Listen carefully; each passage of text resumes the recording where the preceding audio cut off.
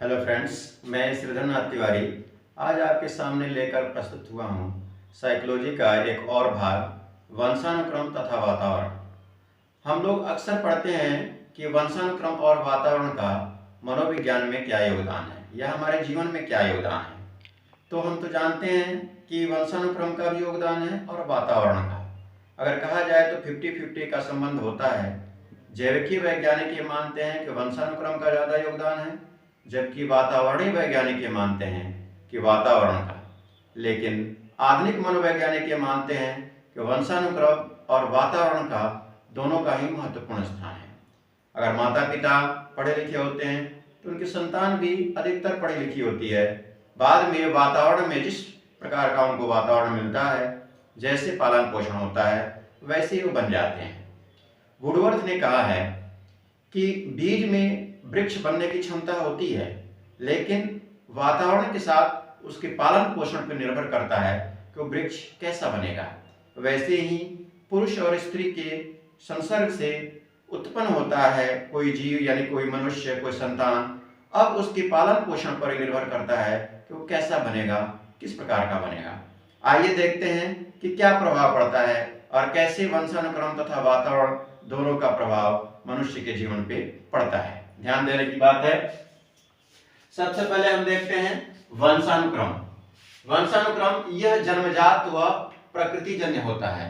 वंशानुक्रम जन्मजात और प्रकृतिजन्य होता है, जो माता पिता से संतान में प्राप्त होता है। वातावरण यह अर्जित व पोषण आधारित होता है, जो हम समाज में आकर के समाज के वातावरण से अर्जित करते हैं या प्राप्त करते हैं। अब हम देखेंगे कि वंशानुक्रम का क्रम कैसे चलता है। इसमें क्या होता है, माता और पिता दो होते हैं। माता में XX गुणसूत्र पाए जाते हैं। अक्सर मनुष्य में 23 जोड़े अर्थात 46 गुणसूत्र पाए जाते हैं।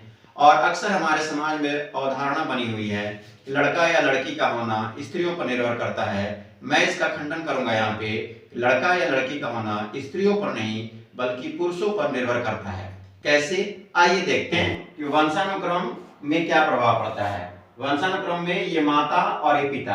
माता में XX गुणसूत्र होते हैं और पिता में XY गुणसूत्र होते हैं। जब माता का X गुणसूत्र और पिता का X गुणसूत्र मिलता है तो दोनों मिलकर के लड़की, संतान लड़की होती है। और जब माता का X गुणसूत्र और पिता का Y गुणसूत्र मिलता है तो दोनों मिलकर के संतान लड़का होता है। अर्थात लड़का या लड़की का होना पिता के ऊपर निर्भर करता है कि उससे कौन सा गुणसूत्र स्रावित होता है, क्योंकि माता के अंदर तो पहले से ही XX गुणसूत्र मौजूद होता है और पिता के अंदर X और Y गुणसूत्र मौजूद होता है। यदि पिता से X गुणसूत्र और माता से X गुणसूत्र मिलेगा तो लड़की होगी, और यदि पिता से Y गुणसूत्र और माता से X गुणसूत्र मिलेगा तो लड़का होगा। इसको समझने के बाद अब हम देखते हैं कि वंशानुक्रम और वातावरण का बालक के व्यवहार पर क्या प्रभाव पड़ता है। तो ये देखिए, वंशानुक्रम जो हमें माता पिता से प्राप्त होता है और ये वातावरण जो हमें समाज से प्राप्त होता है, एटमॉस्फेयर से प्राप्त होता है। इन दोनों के बीच जो क्रिया होती है, इससे मिलकर के मानव का व्यवहार बनता है। और ये मानव का व्यवहार दोनों में अंतःक्रिया अर्थात वंशानुक्रम तथा वातावरण में दोनों में अंतःक्रिया करने के बाद ही उसका व्यवहार उत्पन्न होता है।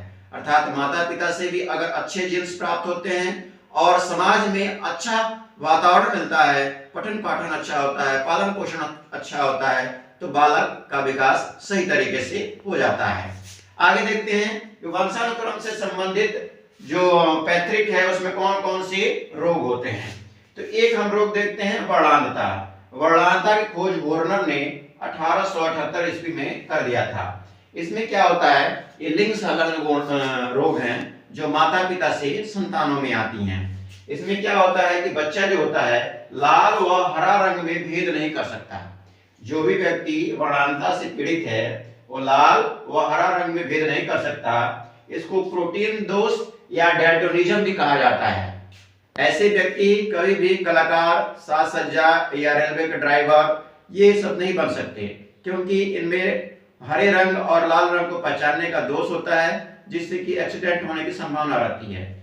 आगे हम देखते हैं एक और रोग होता है जो लिंग संलग्न रोग है, उसको बोलते हैं हीमोफीलिया।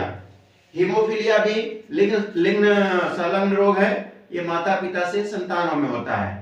सर्वप्रथम विक्टोरिया महारानी में हुआ था, जो उनके बाद उनके संतानों में देखा गया। इसमें क्या होता है, इसमें रक्तस्राव रोग, जिसको रक्तस्राव रोग कहा जाता है, इसमें विटामिन के का निर्माण नहीं हो पाता है और इसमें जब भी कहीं हाथ या पैर में कहीं कट जाता है तो वहां से रक्त की धारा निकलने लगती है और रक्त का थक्का नहीं बन पाता। धीरे धीरे शरीर से सारे रक्त निकल जाते हैं और आदमी की मृत्यु हो जाती है। इसका खोज सर्वप्रथम इस पर हेल्डन ने इसका प्रतिपादन किया। हेल्डन नामक विद्वान ने हीमोफीलिया रोग का प्रतिपादन किया। ये सर्वप्रथम दक्षिण अफ्रीका में, फिर विक्टोरिया महारानी में देखा गया, बाद में अन्य लोगों में भी देखा गया और ऐसा माना गया कि ये लिंग संलग्न रोग है जो माता पिता से संतानों में आते हैं। तो दोस्तों, इस प्रकार हम लोगों ने देखा कि वंशानुक्रम तथा वातावरण में कैसे मनुष्य का प्रभाव पड़ता है, अर्थात वंशानुक्रम का प्रभाव पड़ता है और वातावरण का भी। आगे के हम वीडियो में और अन्य विषयों को लेकर के शामिल होंगे। तब तक के लिए मेरे वीडियो अगर मेरा अच्छा लगा हो तो आप लोग लाइक, शेयर और सब्सक्राइब अवश्य कर दें। धन्यवाद।